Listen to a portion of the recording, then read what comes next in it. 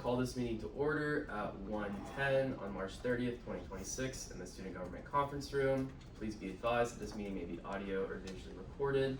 Will all members of the present please state their name for the record? Colin Shumakar. Dylan Canella. Cooper Dodson.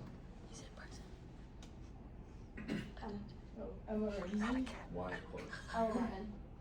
And Phoenix Thompson as chair. Quorum is established with 7 members present. Will all members of the public please state their name for the record? Kayla Aurora. Molly Murphy. Marco Salvador. Carlos Salas.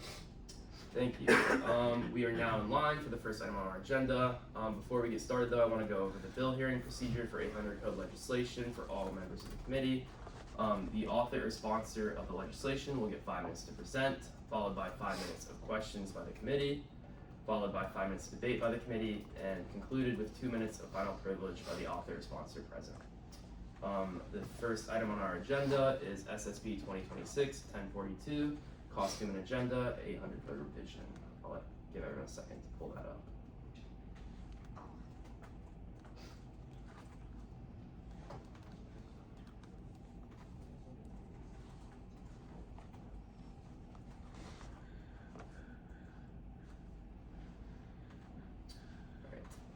Seeing that there is an author present, you have 5 minutes to present. Okay, perfect. So just for a little context of this code revision, during the fall allocation when we were doing it, we came across a couple of times student organizations requesting funding for costumes. We went to the 800 code definitions to see, or just codes in general, to the definition section to see how we would classify that for funding. And we did discuss classifying it potentially as an exclusive use durable good.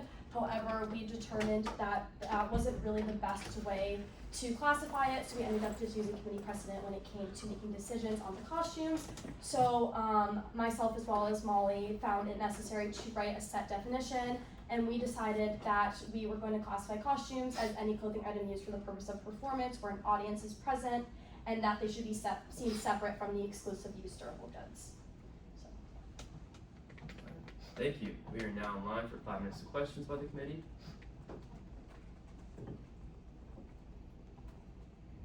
Hearing none, we are now in line for 5 minutes of debate by the committee. I think that this is a perfect thing we needed to have because there was a lot of discussion about it in the fall when we had like the meetings and everything because no one really knew where the costumes fell. So putting it concrete and everything, I think that's very important. Second. Yeah. All right. Hearing no more debate, you are now in line for 2 minutes of final privilege. Yeah, thank you guys for listening to me talk about this code revision. I'm super excited about it. I think it's going to be very beneficial for upcoming funding cycles and making sure that student orgs are getting proper funding and that we're not funding things because we don't have a set definition for them, and kind of so when student orgs are creating their requests, they can make sure that they are fully explaining that they're using their costumes for performances so they can receive that funding. Thank you. All right. Do I hear any motions? I move to approve SSB 2026-1042 by unanimous consent. I hear a motion to approve SSB 2026-1042 by unanimous consent. Are there any objections? Hearing none, that motion passes. We are now in line for SSB 2026-1043, Costumes Funding Cap 800 Codes Revision. See that there's an author sponsor present. You have 5 minutes to present. Perfect. Yeah, so this is kind of a continuation of the prior code revision, and this is just kind of setting a cap on the costumes so student orgs aren't requesting an absurd amount of money and taking away from other student org funding based off of the amounts that we were seeing requested for costumes in the fall. Me and Molly decided that $1,500 was an appropriate amount to set as a cap.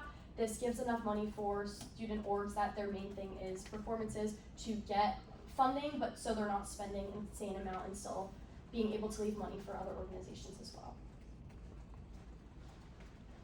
Thank you. We are now in line for 5 minutes of questions by the committee. I have a question. Yeah.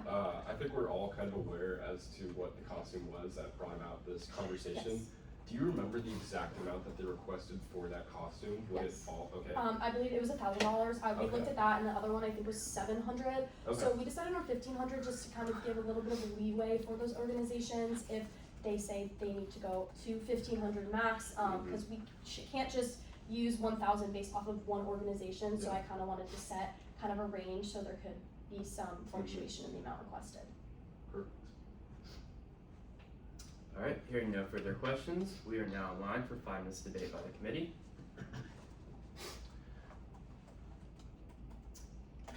Hearing none, we are now in line for 2 minutes of final privilege by the author. Yeah, thank you guys for listening to this code again, and I think that this will also be super beneficial and kind of providing some transparency on what we're funding to student orgs as well as the committee. Awesome, thank you. Do I hear any motions?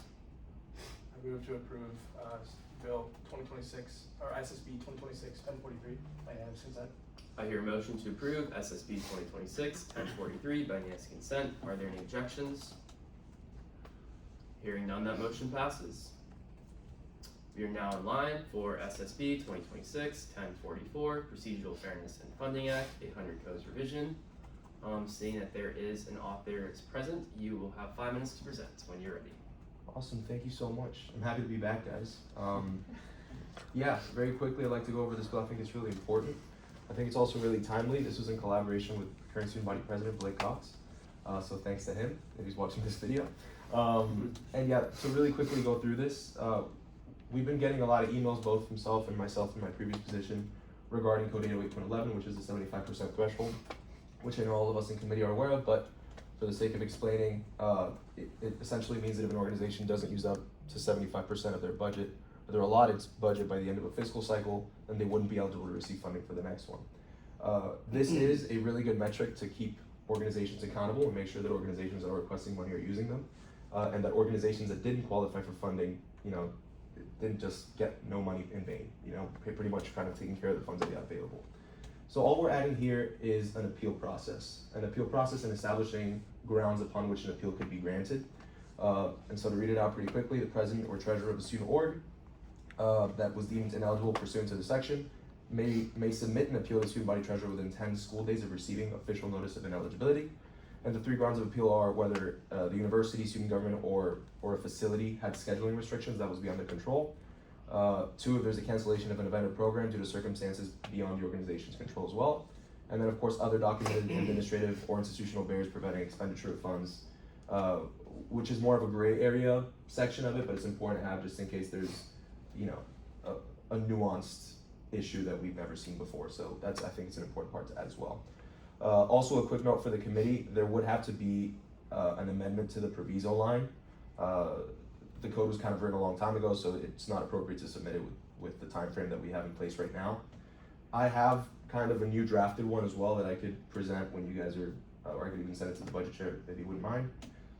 Essentially what it's going to say is that if any student government funded organization that is deemed ineligible for funding, it's going to say any student government funded organization that is deemed ineligible for funding or will have funding rescinded pursuant to Code 808.11 for the summer B-Fall 2026 cycle shall be permitted to submit an appeal to the student body treasurer no later than 10 days after notification of ineligibility. So I think that kind of clears the ground. We don't have a date yet as to when they will find out for fall, but it'll kind of keep the gray area there. So that's the bill. I think it's important to pass. I think it gives power back to our student organizations. It gives them the leeway that they deserve, and I think it's a quick fix. So I hope you guys consider it. Thank you. Thank you. We are now in line for 5 minutes of questions by the committee. When you state that there are scheduling restrictions from the university, student government, or facility, if they were to apply for event funding, would they not have already assumed that they could have this event? So you're saying as if this event had an unforeseen circumstance from the university, like canceling on them? Or It would be mostly that because, well, again, most of the time we give a lot of leeway to student organizations, or at least the budget committee gives a lot of leeway to student organizations when they're putting in these requests, because you're planning an event or you're planning to reserve a certain room months ahead of time, and sometimes you don't even have an opportunity, or you don't even know if you can reserve that room or not. You don't know if that's open.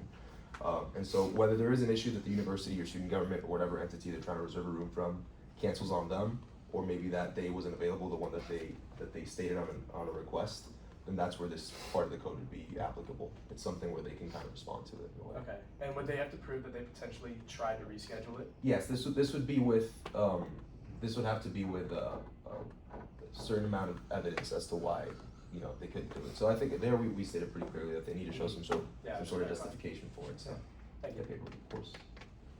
Do you have like any idea as to when this ineligibility notice would be sent out? So, in my time as budget chair, I think we got notification from SG Finance about like 10 days, maybe 2 weeks into actually getting the funded allocated into DocuTrack for the spring semester.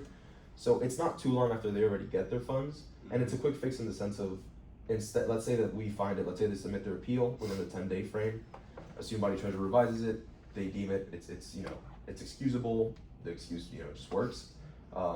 Then it's not like we have to move funds from different pools, we're just keeping it there instead of having to disburse it in a way, retract the money from the DocuTrack account. So it's not a long time frame from when they find out. Okay, and just so like I make sure that there isn't any extra gray area within the code, say that this notification isn't able to be sent out until, you know, April 25th or something, like something like we aren't able to schedule our budget hearings, they don't get the notification.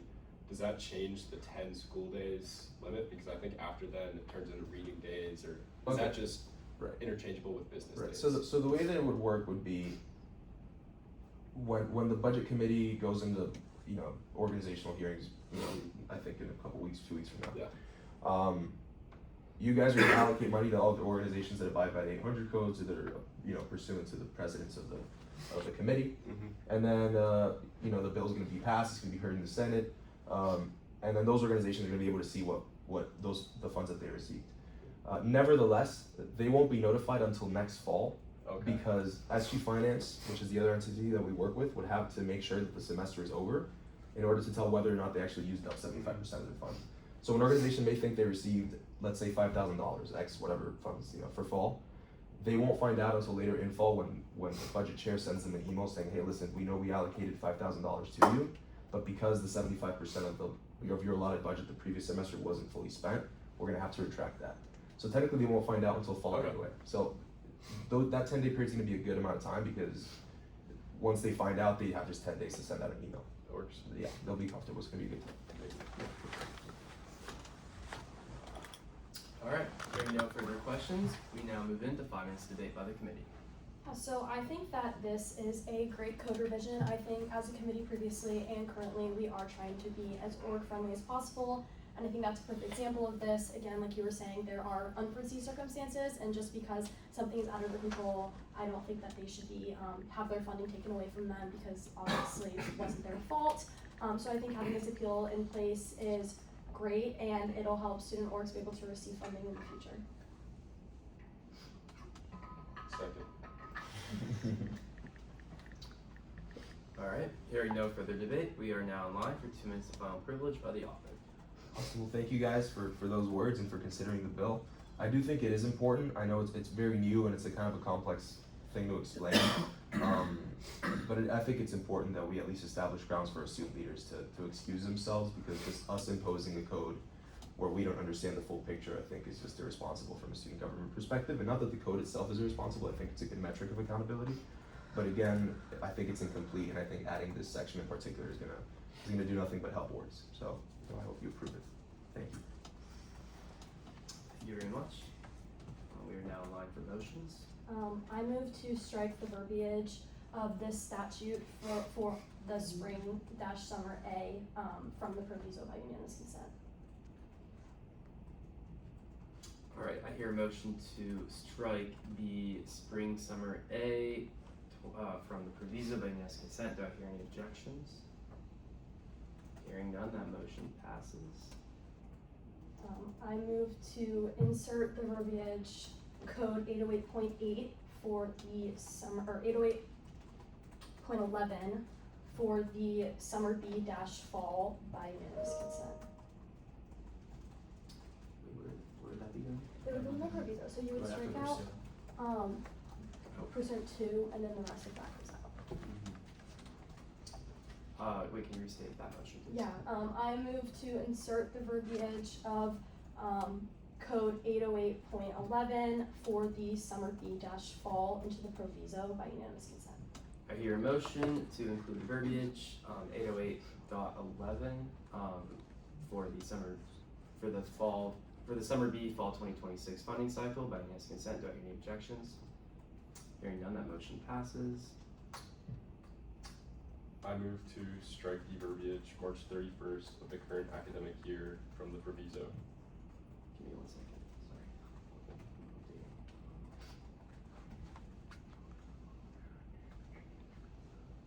Right, can you read? Oh yeah, I move to strike the verbiage March 31st of the current academic year to the proviso of code 808.11.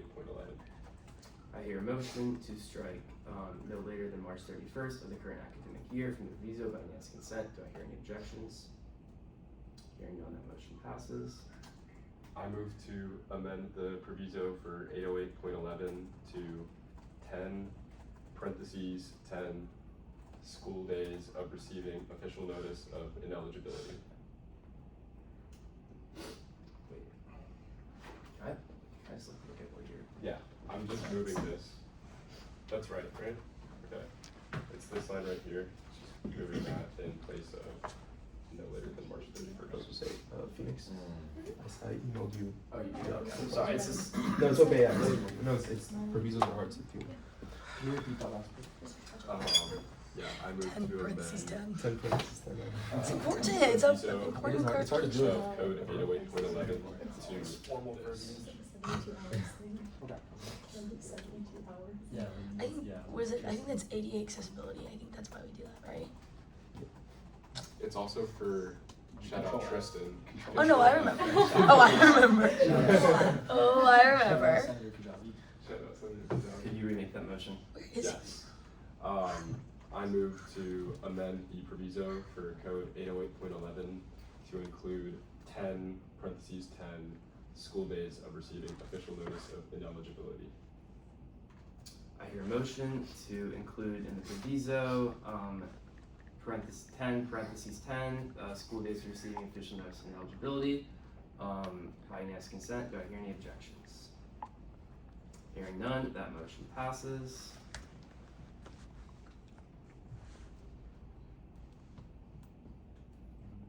Point of personal privilege, in the proviso, when it says to before 808.11, do you want it to say per?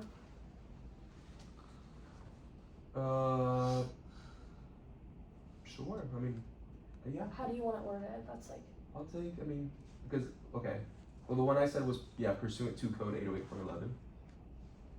okay, so, okay, Yeah, I think the way it is, I think that works, but whatever you guys deem okay, better. okay. In terms of wording. Where's that at? It's in the proviso, Proviso. yeah, Which part? just before 808.11 to add to code 808.11.4, but there's no codes. I move to add the verbiage code before 808.11 in the proviso by unanimous consent. I hear a motion to add the verbiage, code before 808.11 in the proviso by unanimous consent. Do I hear any objections? Hearing none, that motion passes. I move to approve SSB 2026-1044 by unanimous consent. I hear a motion to approve SSB 2026-1044 by unanimous consent. Do I hear any objections? Hearing none, that motion passes. Alright, that concludes the legislation that we have on our agenda today. So I adjourn this meeting at 1:29 p.m. March 30th, 2026. Thank you guys. Send me that link.